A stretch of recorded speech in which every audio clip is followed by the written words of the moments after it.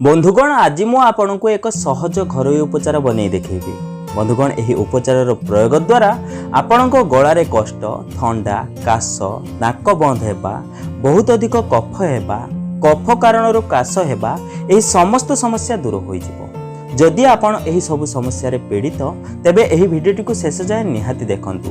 तेबे आसंतु जानिबा एहाकु आपण केमिति बनेबे एवं आपण एहार सेवन केमिति करिवे। किंतु ता पूर्व मु आपण माने कहि रखिबि जदि आपण माने जे हम चैनल को सब्सक्राइब करनांती तेबे तळे थिबा सब्सक्राइब बटन ऊपर क्लिक करि हम चैनल को सब्सक्राइब कर नियंतु एवं पाखते नोटिफिकेशन बेल ऊपर निहाती क्लिक करंतु। या द्वारा हम जे नूतन वीडियो अपलोड करिवु ता नोटिफिकेशन आपण माने प्रथम पाई परिबे एवं हम चैनल माध्यम रे बहुत किछि सिखणे जिंस आपण माने सिखिबा को पाइबे। प्रथमे आपण एक प्यान ने गैस रे बसांतु। एबे एथिरे एक ग्लास पानी ढालंतु। एबे एही पानी को फुटिबा को छाड़ी दियंतु। पानी फुटिबा आरंभ कले आपण एथिरे आधा चामच हळदी मिसांतु। बंधुगण आपण समस्ते जानिथिबे हळदी आम शरीर पई केते लाभदायक अटे। हळदी को एही पानी रे भलो भाबे मिक्स करि दियंतु। एबे आपण एथिरे चिमुटाए कळा लूण मिसांतु।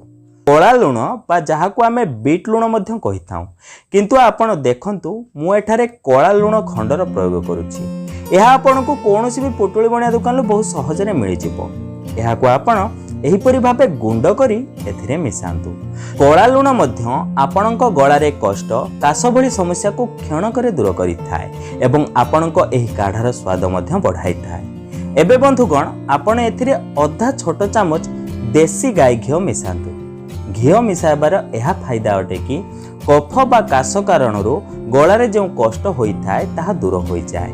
घिओ आपणकर एही समस्त समस्या पाई बहुत अधिक लाभदायक अटे। देखंतु बंधुगण केवल 5 मिनिट भितरे आपणकर एही काढ़ा बनी प्रस्तुत हो गला। एबे आपण गोटे कप को एही काढ़ा को छाणी नियंतु। एबे आपण एथिरे आउ गोटे शेष सामग्री मिसेबा को हेबो ताहा अटे लेंबू रस। यह द्वारा आपण को शीघ्र आराम मिली थाए। आपण फाळे लेंबू नियंतु एवं सेथिरु किछि बुंदा लेंबू रस आपण एथिरे मिसांतु। एबे आपण एहा को भलो भाबे मिक्स करि दियंतु। एबे जानिबा आपण एहार सेवन केमिति करिवे। एहा हल्का उषुम थिला बेले आपण एहार सेवन करंतु। जेबे आपण एहार सेवन करिबा को चाहंती सेतिकी बेले आपण एहा को बनांतु। पूर्वरु प्रस्तुत करी आपण एहा को रखंतु नाही। चेष्टा करंतु एहा को आपण सकाळु पीबा पई कारण राति सारा जो कफ आम शरीर रे जमा होता है ताहा धीरे धीरे बाहरी जिवो। सेथि पई आपण सकाळु एहार सेवन करंतु। जदि सकाळु समय न मिले तेबे संध्या रे आपण एहार सेवन करि परिबे। निहाती आपण एहार सेवन करंतु देखिबे आपण को बहुत आराम मिलिबो।